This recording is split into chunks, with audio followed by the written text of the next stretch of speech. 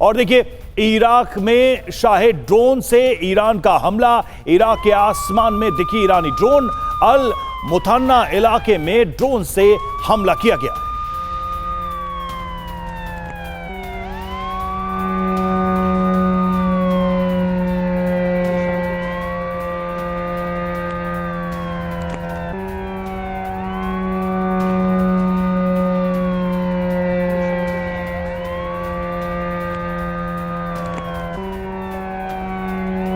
देखिए, इराक के आसमान में ये ड्रोन नजर आया है।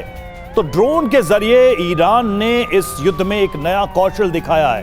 काफी महत्वपूर्ण टारगेट्स भी हिट किए हैं ड्रोन के जरिए। इराक में हमें ये ड्रोन नजर आया आसमान में ईरान का। वहीं इजरायली हमले का एक और नया वीडियो, जहां हमले के बाद तेहरान में भारी तबाही की ये तस्वीरें हैं। इजरायली हमले के बाद धुएं का गुबार देखे।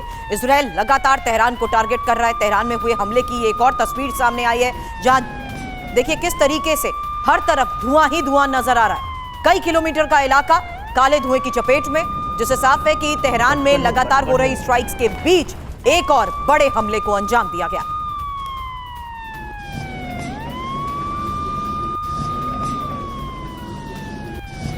और यूएस नेवी के F-18 विमान से ईरान पर अटैक। एयरक्राफ्ट कैरियर से F-18 ने भरी है उड़ान और ईरानी ठिकानों पर F-18 ने मचाई तबाही।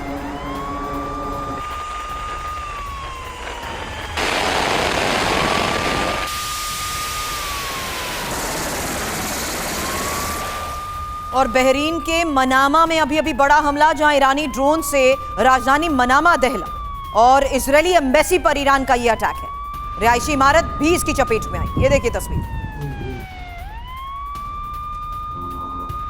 गौर से इन तस्वीरों को देखेंगे तो साफ नजर आएगा कि किस तरीके से ईरानी ड्रोन से मनामा में यह अटैक किया गया।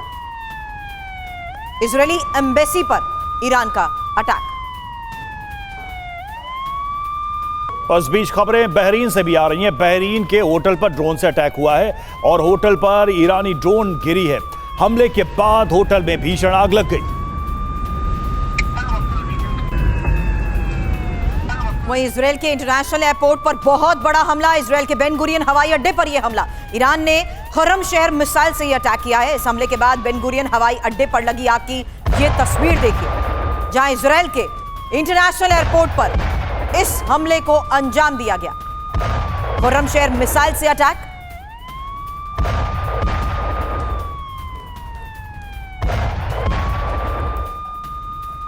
और जंग में पहली बार किया खुर्रम शहर मिसाइल का इस्तेमाल। जहां ईरान की तरफ से यह प्रयोग किया गया। इजरायल पर खुर्रम शहर मिसाइल से कई बड़े हमले किए गए और मीडियम रेंज की बैलिस्टिक मिसाइल है खुर्रम शहर, जिससे यह अटैक किया गया है।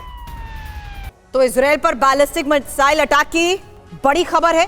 ईरान लगातार मिसाइल हमले कर रहा है और ये बैलिस्टिक मिसाइलों से इजरायल पर हुए अटैक की ही तस्वीरें सामने आई है, क्योंकि पहली बार खुर्रम शहर मिसाइल का इस्तेमाल किया गया है। इजरायल में कई जगहों पर खुर्रम शहर से हमलों को लेकर दावा किया जा रहा है। इसकी ताकत भी समझिए, क्योंकि ये मीडियम रेंज बैलिस्टिक मिसाइल है। 2000 किलोमीटर तक की इसकी रेंज है। 1500 से 1800 किलोग्राम वॉरहेड और न्यूक्लियर वॉरहेड ले जाने में भी ये सक्षम है।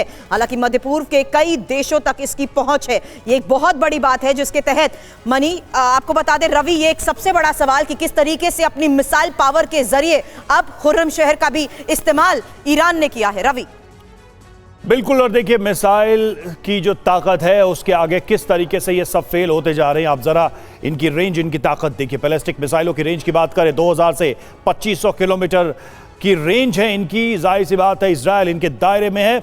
और इसके अलावा जो कम दूरी वाली मिसाइलें हैं उनकी रेंज 150 से 800 किलोमीटर की थी। उसमें फतेह और जुल्फ़िकार और क़ियाम-1 जैसी मिसाइलें शामिल हैं, जो कि शॉर्ट रेंज में भी बड़ा हमला कर सकती है। मीडियम रेंज की मिसाइलों की बात करें, उनकी रेंज 1500 से 2000 किलोमीटर, जिसमें शहाब-3, इम्माद, गदर-1, खुर्रम शहर, सेजिल, ये सारी मिसाइलें शामिल हैं, जिनका इस्तेमाल इस वक्त ईरान कर भी रहा है।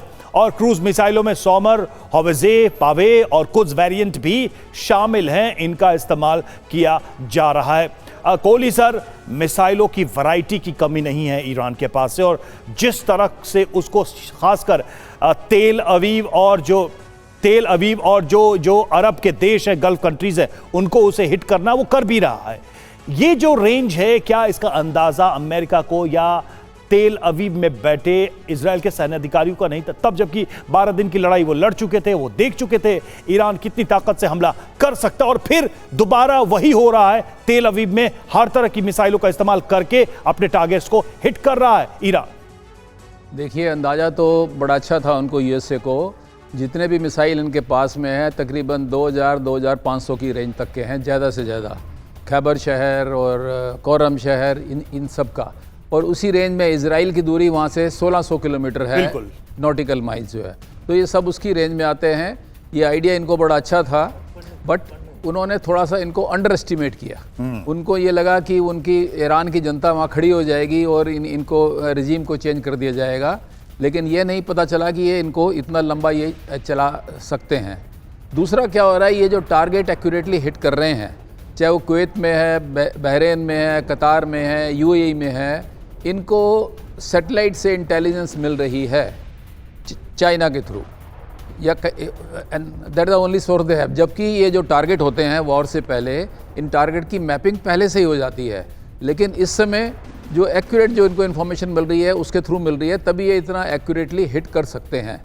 ये अमेरिका के लिए अच्छा खासा चैलेंज है, और जिस तरह से अभी तक इनकी स्ट्रेंथ बिल्कुल कम नहीं हुई है, और आई एम श्योर कि जितने भी इनके पास मिसाइल हैं उनका ये बड़ा समझदारी से, जुडिशियस तरीके से इस्तेमाल कर रहे हैं, ताकि वॉर लंबा चले और अमेरिका के ऊपर इसका प्रेशर आए।